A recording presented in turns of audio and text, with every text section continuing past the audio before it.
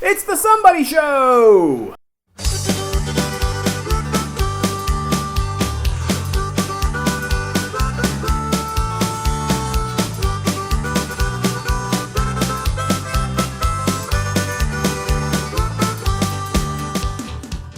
Welcome to the Somebody Show. It's a show where anybody can be somebody. Well, not anybody. I guess only people that are willing to sit down and talk with us. Speaking of us, it's Sean, Sidekick Sean. How you doing, everybody? Sean, say hello. Thank you, producer Matt, for turning off the fan. That was very nice of you. Thanks, everybody, helpful. Tuning in. Yes, thank you very much. We have great guests tonight. We have Bill Lessa is with us. Never heard of him. He's a former school superintendent. Okay. He's very interesting. And now that I've said that, he may not be as interesting. Maybe I built him up too much just by saying he's very interesting. Well, I think he's gonna be awesome. Your job to make him interesting. Yeah, no. I think he'll be interesting. I mean, sitting next to me, anyone is interesting, right? So we did a Kickstarter, Sean. We did. Did you know that? I heard about it. You heard about it? Yeah. We raised money. Yeah. People actually shelled out some of their hard-earned cash. Very appreciative of that. Yeah. No, we hope to make it worth your while. Yes, absolutely. And we don't have access to the funds yet because I don't think it finishes for like another 15 days. Right. So as soon as we get that, we're going to be buying microphones. Producer Matt has let us borrow one of his microphones for tonight, so we're trying that out to see how it goes. It actually might sound better than the Kickstarter video. So that's our hope. Fingers crossed that you can hear us this we're time. hoping. That was a big... hoping that it sounds better. Absolutely. You heard any weird people lately? Any weird people stories? I mean, nothing that strikes me. I don't know. Yeah. How about you? There was a guy in Florida that found a tooth in a witch bottle. Did you hear about that? That's a somebody, right? He's not with us tonight. That's not our somebody. I'm sure Bill may have found bottles with teeth in them. I don't know. I think there might have been urine in that bottle as well. Oh, was there really? Yeah, I believe that they didn't open it because they were skeeved out, but apparently that is it's from the 1800s, and I believe they think that it was a way to ward off witches. Wow. And evil spirits. That's old pee-pee. That's old pee-pee, But it did have a yellowish tint to it. I did see pictures of the bottle that the guy found. Are we going to have the thermometer on? You were mentioning having the thermometer on the bottom for people like watching this and like, why are Sean and Chris sweating so much? Why are we wearing coats? Why are we wearing coats? We're just trying to seem professional. Exactly. This is a talk show. We're supposed to wear coats. Yeah. So down on the little screen, I think we're going to do a temperature gauge just so you guys know how hot. How hot. Oh, okay. Well, should we get to this? Should we get Bill out here? We're going to go to commercial real quick. We have some sponsors that want to talk to you. We'll be right back. Sometimes you feel like a nut, sometimes you don't. Welcome back to the Somebody Show. Sean, you excited? I couldn't be more excited. You look like it. No, you look like it. I can see it in your nose here. Very excited. I'm sweating. I'm very excitable. You'll see that as we move forward with that. I don't know if I really want to see that, but we have our first guest tonight, our only guest tonight. Our somebody tonight is a former school superintendent, former art teacher, and a lover of spoons. Let's bring out Bill Lessa. Mr. Lessa, come on out, man. Yeah. I have a hard time. Hey! We don't have an audience, Bill, that's supposed to yell and cheer and everything, but just imagine it in your mind. I'm not used to being introduced and being cheered for anyway, so I didn't miss it. That your art students didn't do that for you? You didn't demand that of them? No. Really? I don't think it would have worked. No? Sure didn't work when I was a superintendent. No. I can guarantee you that. Oh, Yeah. Not even on a snow day? Well, snow days you could become a hero. Yeah. You could become a hero. And I found on snow days, number one, when you get up at 4 o'clock in the morning to decide whether you're going to have school or not, on any day during the winter. What's your cup say? Is it school day? Snow day. Snow day! Look at that, that's perfect. But in the end, you're either a hero or a villain every time you make a decision about snow. Oh, yeah. Oh. Moms love you if you cancel school. Fathers think you're a chicken. Sure.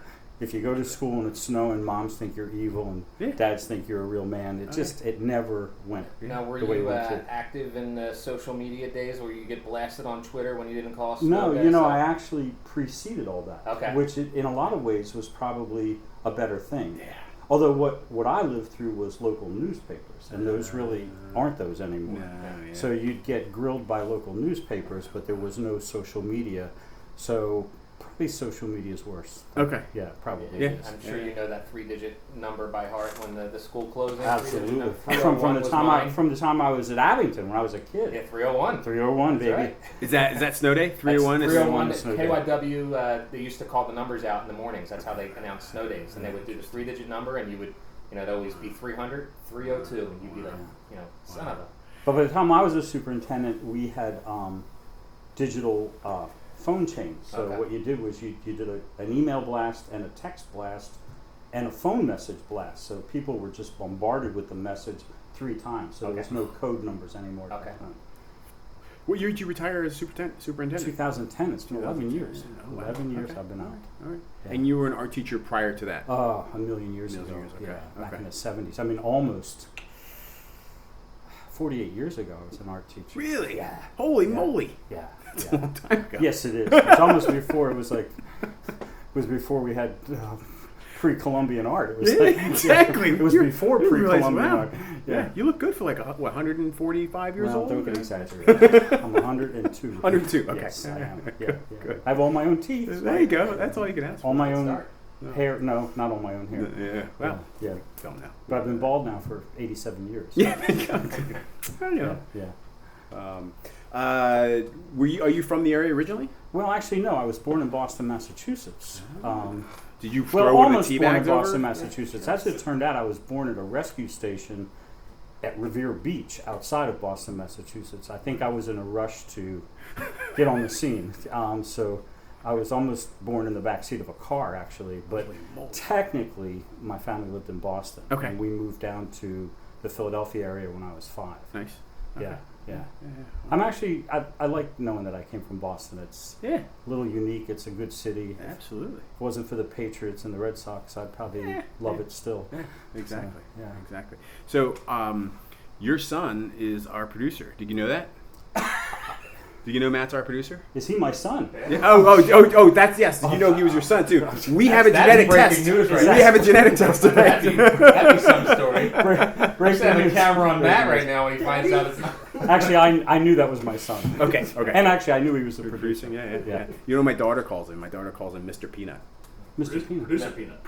Producer Peanut is why he Yeah. demanded He was the peanut, The Peanut. and then he he- started. Oh, that's it. there was okay, different iterations. iterations of it. Yeah.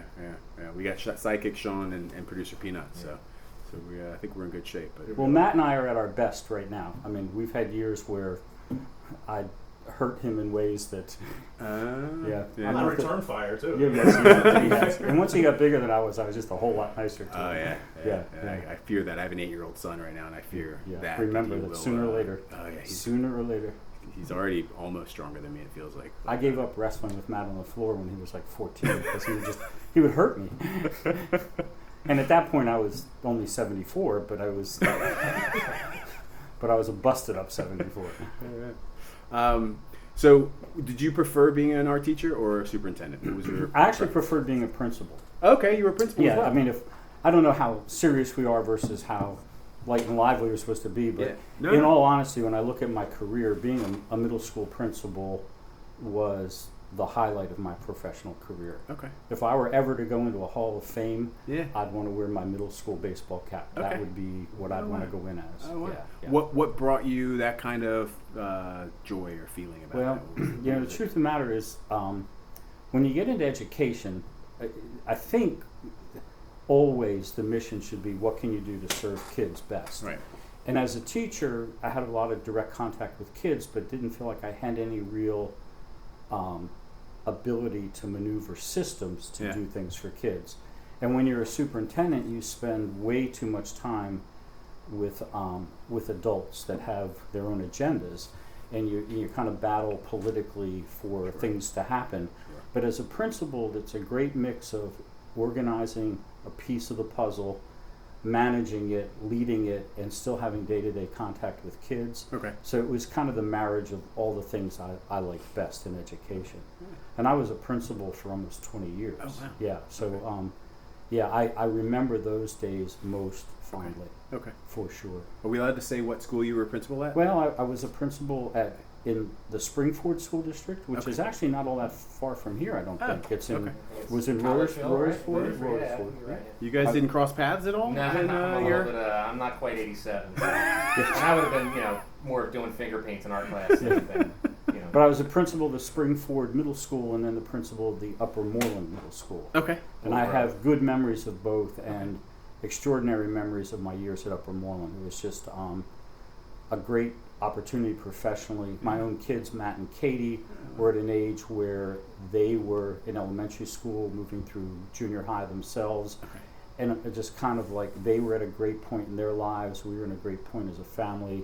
My work was rewarding. It was kind of a highlight of all the pieces of my life. It was a good stretch. Now, was Matt ever one of your students while you No, were? no, and that was not by accident. Okay. I mean, we purposely bought a house outside of Upper Moreland so that he could build his life kind of separate from my reputation.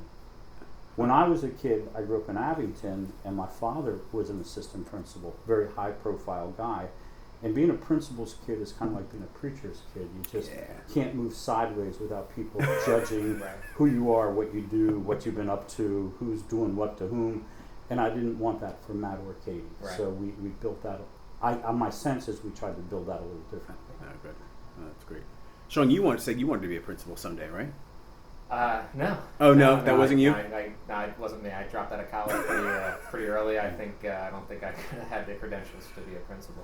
Yeah, it's nobody grows up wanting to be a principal. I mean, I don't remember when Mr. Belding was an idol of Chris's. Well, fantastic. That's another issue. If you look at television over the years, and every show that features a principal as either a main character, they're always assholes. Except for Mr. Belding. You're right. Mr. Well, Belding he was kind of a. He's a dimway. I mean, he was the comic, not really the comic relief, but you're right. Most of guy. Most and of I can remember saying that to Matt once. To Matt, I said over dinner, I said, I can't believe on television shows they always cast principals to look like assholes. Yeah. And Matt looked at me and said, "Well." So maybe there's more of that than not. The sad thing is when you're a principal too, it kind of impacts your thinking in odd ways. Like you're responsible for calling fire drills. Oh wow! Yeah. I mean, when you think about it, and so then you have to call a fire drill in January, February, March, and you don't want to drag all your kids out in the middle of the winter. Right. So I can remember waking up on Saturdays and Sundays in the winter, and it was like 60 degrees out, and my first thought is, what a nice day for a fire drill. And that, when you think about it, that's really kind of tragic. It's kind of tragic that's how you view good weather when you're a principal. Fire drill weather! Woohoo! Do you have any kind of reaction when you hear fire alarms now? No. Okay. That was then. This is now. I've been able to put a lot of things in a box and just leave it behind me because. For me, life is always about what's today and tomorrow. I don't often live in the past, and like tonight maybe we'll reminisce on some crazy moments. But the truth of the matter is, life is about today and tomorrow. Can we out the worst student you've ever had? Let's pause there because we're gonna go to talk to some sponsors here real quick, and then we'll be back to hear Bill out some of his worst students ever. You're gonna get it, Billy. Buy 3 bags of Purina Cat Chow and get a coupon good for 1 bag free. Purina Cat Chow.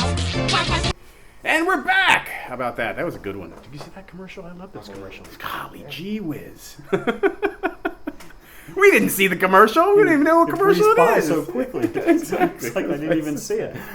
So when we last we spoke, you were about to tell Sean some of your worst students ever. Well, I'm not gonna do that. Oh man! No, but I will. I could share with you unbelievable stories about individual kids without dropping names that are memorable to me even to this day. Yeah. When I was early in my administrative career, I entered into my first big drug bust in a junior high school. Wow. We found out a kid was selling pills in the hallway of the school. I called his father. Pardon me? Extends? No. He was selling Viagra to the staff. No, that was back when we were all like younger. Okay. Vibrant. Well, that's maybe an exaggeration. Just younger. So anyhow, so he's selling drugs in the hallway of the school, and word comes through, find out, in fact, we caught him red-handed selling drugs. So then you have a certain protocol. So you have to call the police, got to call the parents. Yep. I call the father, and the father went off his rails. Mad at you. Well, no, interestingly enough, not at me. And it was back in the day when there was less of that going off your rails at the principal. And he starts to scream over the phone, my kid, he's an asshole. And I said, you need to just settle down, come in, let's talk this out. Now we're in my office. Let's try the pills and make sure they work. But we're in the office, the kid is there, the chief of police for the Royersford Police Department's there, the father's there, and I start the usual line of questioning. You know, what were you doing? What were you selling? Through a series of questions, we found out that he was buying pills outside of school for $2 a piece, and he was coming into school and selling them for $2 a piece. Oh. And when he said that, his father jumped out of the chair like his hair was on fire, bangs my desk and says, I told you he was an asshole. So what the lesson learned for that kid was, if you're going to sell drugs, you got to at least be making money. Or why would you be selling them for two? It's like running commercials and not having a sponsor. Yeah, right? But I thought that was like a weak lesson to teach a kid. You know. Yeah. At another time when Matt couldn't have been 2 years old, and he's in the high chair, and we're playing, and he had this suction cup toy that used to stick to the tray of the high chair. And I'm trying to be entertaining. I take the suction cup toy off, and I stick it in my forehead. And it was funny at the time. Sure. I pull it off. I don't like peel it off. I pull it off, and it leaves a hickey in the middle of my forehead about the size of a grapefruit. Wow. Now, the next day, I got to go into work as an assistant principal with this big frigging hickey in the middle of my forehead. So at the time, Matt's mom gives me makeup to like kind of, because there was no hiding it. Sure. So at the beginning of the day, it was okay. But after you've spent a day working with junior high kids doing what junior high kids do, you do a lot of this. And before you know it, all the makeup's on my hand, and there's this big hickey in the middle of my forehead. And I can remember as clear as day this young lady named Evie. She's in my office. She got into trouble for something. And she leans across my desk, and she's staring at me. I said, what are you doing? She said, is that a hickey on your forehead? Your forehead? And I thought, oh, Jesus. Not a highlight for me. That's great. Yeah, you're being stared at a lot. All these kids. But there is not a month of being a principal where you just don't run into stuff where it's a story to bring home, and you don't want to ever bring home stories where you're embarrassing kids or dropping names so that if ever it circles back. But it's unbelievable the amount of material that grows out of working with middle school kids over a span of 25 years. Oh, yeah, absolutely. Yeah. I would imagine. Yeah. I would imagine. How long were you said, you may have said this, right? This is why I'm a horrible interviewer, because I just forgot possibly something you answered earlier. How long were you an art teacher? I can't remember. Okay, you said No, you said 4 years. 4 4 years. years. So just 4 years. Okay. What got you were in? gonna ask him his name again. Sean, what is this? This is your dad, right? Okay. All right. We're all learning here, folks. This is the first episode. What do you expect from us? For 4 years. Yeah, by the way, I was kind of tired. I was going to lay down. I was You know surprised. what? Oh yeah, Sean, why don't you jump on my lap right over here? Come on over, I had a Sean. late night last night. You can put your head on Sean's lap. Well, no, this that is an will- adult show. That will not happen. That will not happen. So, were you doing what got you into teaching art? Were you doing art kind of on the? I imagine you like on the street, like Well, you and like Andy Warhol. Truth of the matter is, I went into college to be an architecture major. Really? Yeah, and I did that for 2 years, and it was too much discipline, too much work, too many long hours. Give me straight lines. No girls in classes. I mean, it was just 200 guys, 5 girls. We were at it 24 hours a day. I wasn't mature enough to do that. So I decided I was going to do something else. And my dad had been a teacher. My mom had been a teacher. My sister was a teacher. And I realized that that's what I wanted to do. It's who I really was. It was my roots.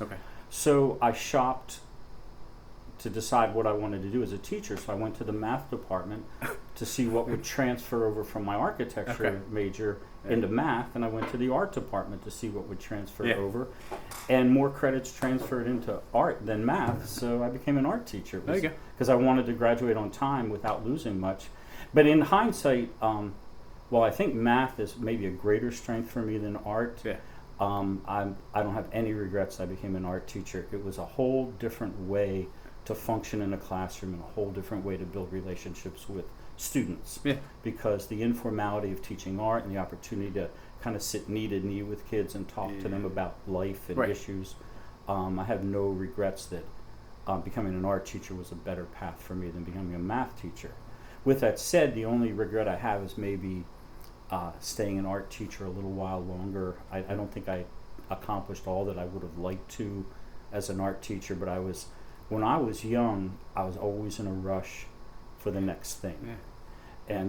And I left teaching by the time I was 25 because I was afraid that if I stayed too long, I'd get locked in and I would die there. Right. And I didn't want to be a teacher my whole life. There were other things I wanted to do. Ambitions. Yeah, to me, moving up and onward on the ladder was part of how I defined myself. And it wasn't until Matt and Katie came along that I saw life differently. Sure. I realized that climbing the ladder was one thing, but stopping to kind of enjoy the view from wherever you were on the ladder was equally as important. So they inadvertently, without knowing it, slowed me down so that I could be more in the present with my life and my family than when I was younger and always on the move. Yeah.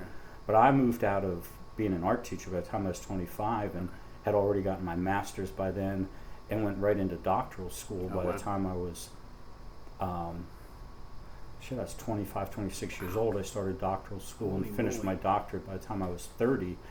And again, I was on the move. Yeah. But by 30, Matt had been born and Katie was on her way. Okay. And that's when I realized I needed to kind of ratchet down a little and enjoy what I was building and not trying to move past it too fast. I feel less smart right now. Do you feel less smart, Sean? I'm just wondering, why is Matt not this? Exactly. That's literally the first thing I'm looking Well, we've talked about that. Matt could be kind of anything he wants to be. Yeah, absolutely. We've talked about him So applying for graduate school, like fabricating resumes and transcripts, because in a digital world you can kind of make anything you want. Absolutely. So we could get him into a doctoral program and he could pick up. Absolutely. Yeah. Fake doctorates are the new thing. Yeah. That's not. Yeah. No, that's probably not okay. But I bought mine kind of the way I bought my way onto this show. You write a check and you can do goddamn near anything. You know? I will say, when you said being on the ladder and enjoying the view, that is why we had you on the show. That was an amazing. I never even considered that. That's a great, instead of climbing the ladder and being concerned about that. I know it. I don't know how serious that we want to be here tonight, but I take life very seriously, and sometimes I've had years where I've taken it too seriously. Sure. But the lessons learned are paying dividends now, because I'm probably at the greatest piece of my life right now at turning 70 as I've ever been. Wow. I enjoy life more. I'm at peace. I enjoy the people in my world better than I ever have. I feel blessed with my health, my family, where we are financially, the trips we're able to take. I don't do much of anything anymore that I don't want to do. Right. Yeah. I live my life the same way, except for a ladder. It's a step stool. So I 2 steps. I made it, but I feel the same way. I'm not quite 70 yet, so. Yeah. Well, there's years I just stood on the toilet to get Safety violation. It's a safety violation. Hey, you forget, I used to share an office with Craig at McBrick, and he'd show me videos of safety violations. That's his favorite thing to do. He used to, because I took over for him, and he showed me all of that. I think he should be a guest. Oh yeah. We'll bring him up. He'd show me setups with ladders and configurations where you'd have to just be like a numbnut to think that was going to lead to anything good. It was the same kid that was selling drugs for the same price he was buying it for. I think he was a co-worker eventually. Or he was on the school board. Maybe that's... Please. We got some more commercials. We'll be right back after this. Bingo! What's your pleasure? And we're back with Bill Lessa. Bill was telling us a lot of fascinating art stories and superintendent stories, and so you're retired now. Well, I'm repurposed. Ah, I'm nice. repurposed. I don't see myself retired. I don't define myself as retired. I retired from public education. Okay. But again, that was 11 years ago. But in the last 11 years, Matthew and I have opened up a home renovation business. I helped open and run a nonprofit arts center. I became vice president of a for-profit business. I did a small stint at McBrick. Yeah.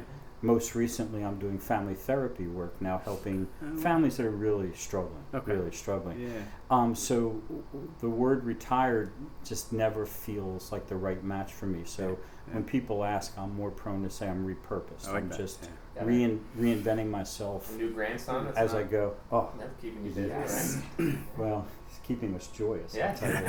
I think he's keeping Matt busy. ouch. but He's Yeah. keeping us joyous. Yeah. Just he's all just a fun delight. for the grandparents. He's a delight, Yeah. just an absolute delight. Yeah. It's funny you say that because I've always told my wife I don't ever really plan on retiring. I can't imagine. Work till you die. Yeah. Well, and not even like you said, I would working say that like. too, but not because of. Yeah. I just won't be able to afford to retire. Well, see, there's different dimensions to getting ready to retire. One is, can you financially retire? Right. And the other is, are you emotionally and mentally prepared to Do nothing. retire? And there's not a day of my life that I'm prepared to do nothing. Right. I'm at it all the time. And I don't think that's ever going to really look different. But financially, I feel blessed because money always matters, but it's not something that I have to worry about every day anymore, which is a good place to be. Right. But emotionally and mentally, I just want to continue to grow and contribute. You know, it's interesting. I took some time off from therapy last year to write. I had made up my mind. I wanted to try my hand at writing because Long form, short, coloring book kinds of haikus. Yes. But see, the truth of the matter is, I got It's involved. gonna In rap for us actually. I got involved in a project 2 years ago, where I was accepted to do a TEDx talk, not a TED talk, a TEDx talk, down at Temple University, and I ended up talking about writing the last chapter of your life. Right. I had read an interesting quote by a designer, a graphic designer who's now since passed away, but he worked until his 90s. Okay. And he said, if you look at life like it's a theater production, the problem with people is they lose interest in their third act. Huh. And that I thought was kind of tragic. You know, Yeah. do you really want to get to a point where you're 65, 70 years old and lose interest in your last act? Right. And I've made up my mind that that's just not going to happen. Yeah. So one of the things that I wanted to do was actually put together a book about aging gracefully. And the bones of that book was developed for this TEDx talk. Okay. That I had a chance to deliver was April 2 years ago. And then COVID hit, and we have spent a lot of time with our grandchildren, not Matt's son, but Linda's two grandsons, doing remote learning with them because they haven't been back to brick and mortar school for a year and a half. Right. So we've been with them 3 or 4 days a week playing school. So it really kind of took my eye off the ball to do some of the personal projects I had, but I have it in me to still yet write. Okay. And I think helping tell the story about aging and framing it in a way that it's something to embrace Right. rather than something to fear, I think is important. Yeah. Yeah. And you know, the problem with growing older isn't so much that there isn't a lot of life to live, Right. but if you look at life like it's a string, Yeah. there's no doubt in my mind that most of my string is in the rearview mirror now. Sure. You know, Sure. I'm not midlife. I'm not going to be 140 years old. Right. So I know that my string is shorter than the one behind me. So I measure what I want to do with the last 10, 15, 20 years of my life very carefully. And the most important resource in my life is love and time. I want to take the time to love the people I love, and I want to have time to do things that matter to me. Right. So I'm not wasting my time doing stuff that isn't so relevant. Right. So I've committed deeply to wanting to explore the world. We've done a lot of traveling and will continue. And I have all the trips I want to do while I'm healthy laid out ahead of us. And I love doing charitable deeds. I do a lot of community service work because I feel blessed in my life. So giving back is very important to me. Very important to me. Nice. So now I have gotten into this conversation with my mom before because I'm a little bit of a nut and crazy about life extension, and so we're going to get into the weird part of the interview here, Bill. Medicine and science is advancing to a point where we're prolonging lives and potentially going to make a breakthrough where we can regenerate cells in our body and make you live longer. Now, if they came out next year and said we have a rejuvenation therapy that can get you back to, let's say, your 30s, your healthy 30s, is that something that you would do? Yeah. I wouldn't even think twice about it.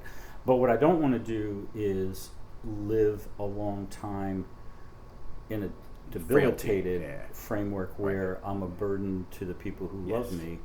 I don't want to do that. If I could be vibrant and contribute, I mean, I can do a third act. I'd do a fourth act. I'd come out and do a friggin' encore. Robot? Yeah. What's that? You could be part robot. Well, that's another. That's even further into the future. Well, that's a whole nother level. But if I could live longer and be productive and happy, I would do that. Sure. I mean, I'd love to see Gabe go to college, grow up, but have great grandchildren. But but short of that, and in my lifetime, I'm not going to see what you're talking about. Now, you guys might, not realistically.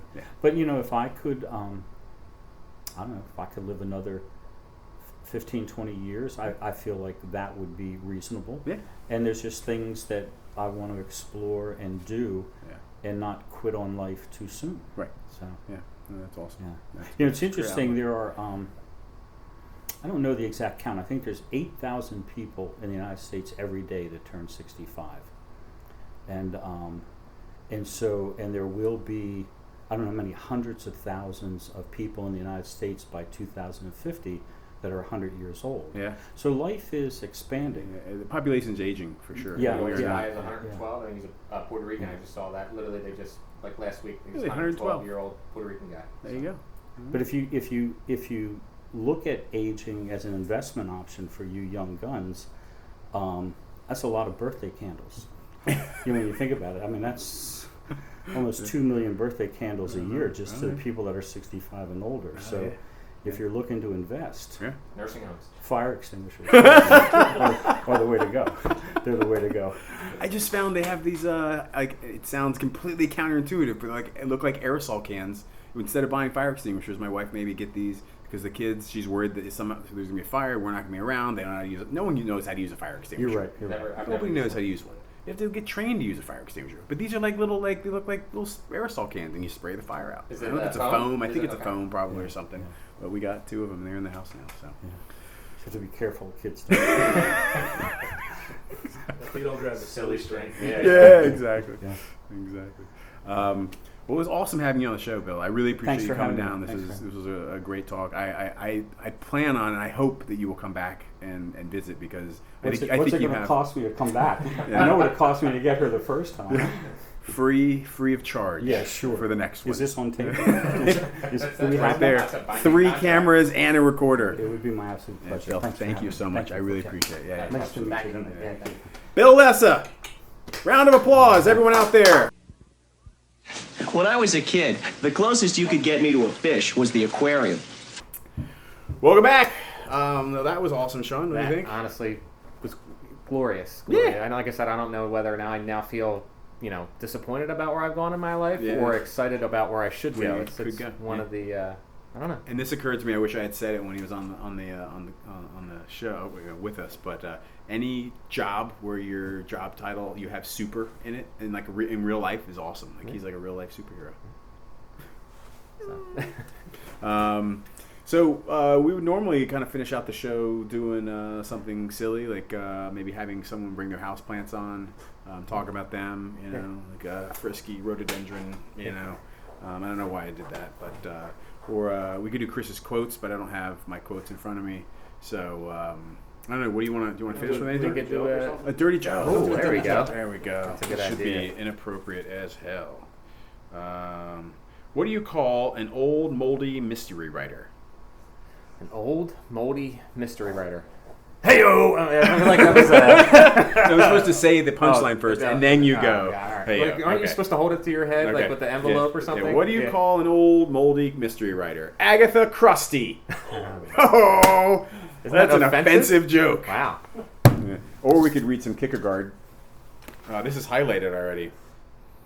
Infinite resignation is the last stage before faith, so anyone who has not made this movement does not have faith.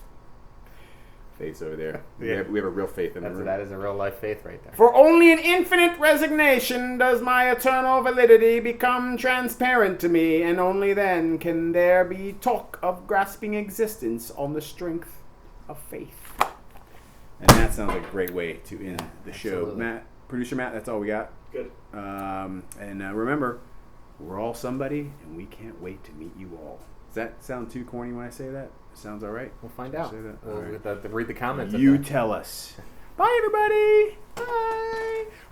Archie, drop it. Yeah, Archie, drop.